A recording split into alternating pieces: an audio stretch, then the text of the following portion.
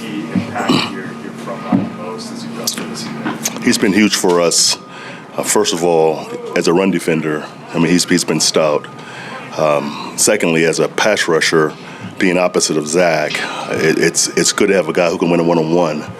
Rushing 4, obviously, they can turn to Zach or turn to JFM, and right now it's a balance act. So, he's winning, Zach's winning, so it's kind of a guessing game for the offense. Have you gotten more from him as a run defender than even like what you saw when you watched him in New York? Is he always?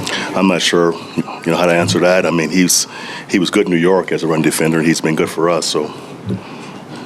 Sean was talking yesterday about when you got a guy like Bowers who's inside as opposed to outside, it can sometimes create more challenges for a defense. I guess what is the difficulty when you've got somebody who can line up close to the line?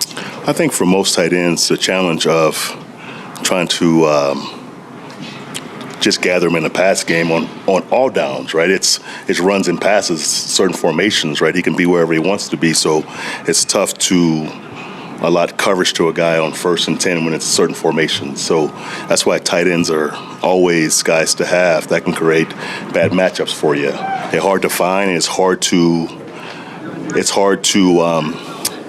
dedicate your entire coverage system to a tight end because he's moving so many places, and it's also run and pass involved. So that makes it tough. But obviously on certain D&Ds, you have a plan to kind of get him stopped.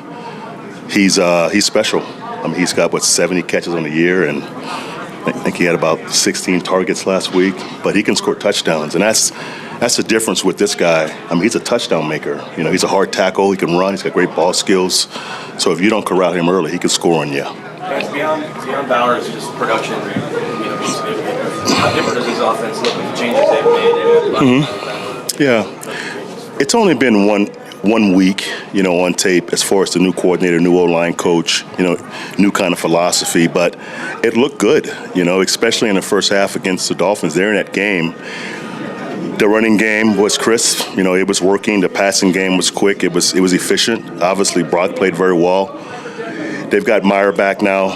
It's tight end. I mean, he's a high draft pick who's a target also. He's a great blocker, inline blocker. So they have a chance to run their 2 tight end sets to keep you off balance with running pass game.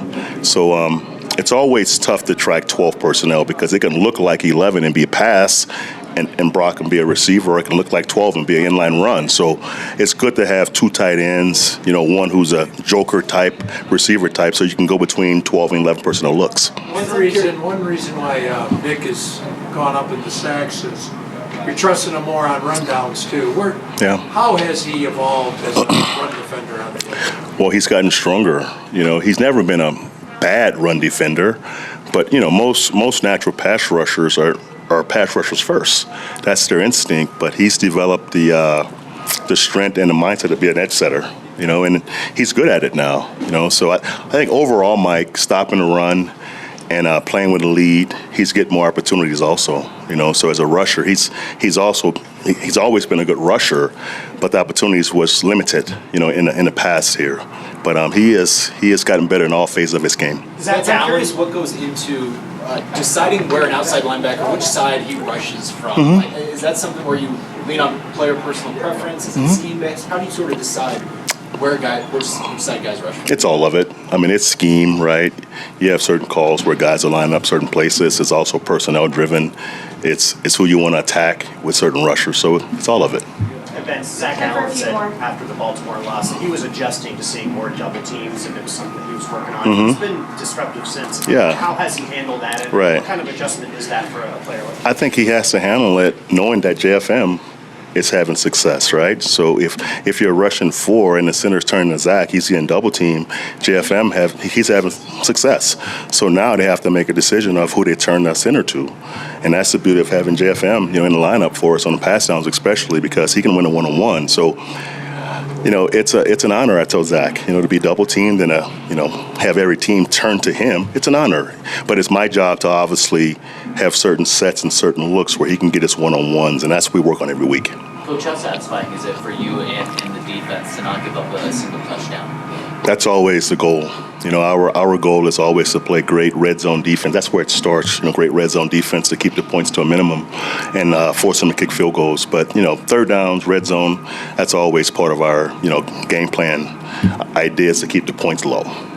playing with the lead obviously helps too. Yeah. But you've been so much better overall against the run. Yeah. Where do you think that has started this year? I think the personnel, up front, got better, and I think our philosophy changed as far as being more of an attack front this year, and playing with, great explosion and get off up front.